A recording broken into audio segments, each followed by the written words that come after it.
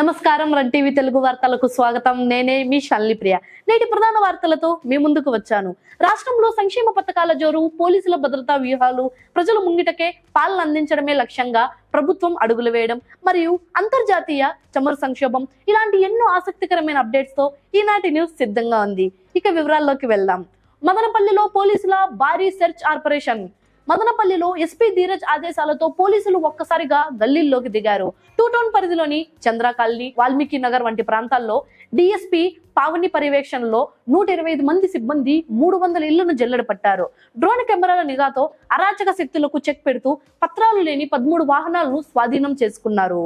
ఏపీలో కొత్త పింఛన్ల మంజూరు, ప్రభుత్వం కీలక నిర్ణయం. కూటమి ప్రభుత్వం పింఛన్ల పంపిణీపై తీపి కబురు అందించింది. జూన్ 12 నాటికి ప్రభుత్వం 2 ఏళ్లు పూర్తి చేసుకుంటున్న సందర్భంగా 1,53,000 మందికి కొత్తగా వితంతు పింఛన్లు మంజూరు చేయనుంది.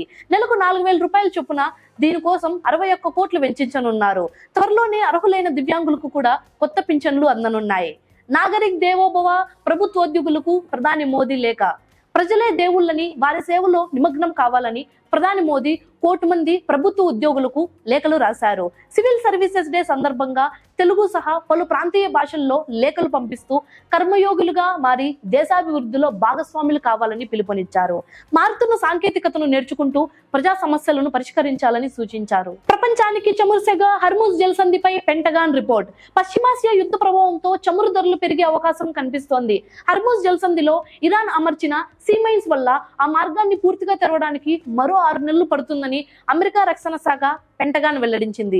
దీనివల్ల అంతర్జాతీయంగా చమురు రవాణాకు ఆటంకాలు ఎదురయ్యే సూచనలు కనిపిస్తున్నాయి. ఆన్లైన్ గేమింగ్ పై కేంద్రం కొత్త నిబంధనలు. మే 1 నుంచి దేశంలో కొత్త ఆన్లైన్ గేమింగ్ రూల్స్ అమల్లోకి రానున్నాయి.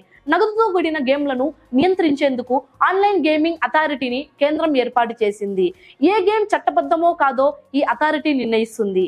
ఈ స్పోర్ట్స్ వంటి వాటికి రిజిస్ట్రేషన్ తప్పనిసరి చేస్తూ ఐటీ శాఖ నిబంధనలు నోటిఫై చేసింది. చూసారుగా ఇవాల్టి విశేషాలు. ఏపీలో కొత్త పింఛన్ల నిర్ణయంపై మీ అభిప్రాయం ఏంటి?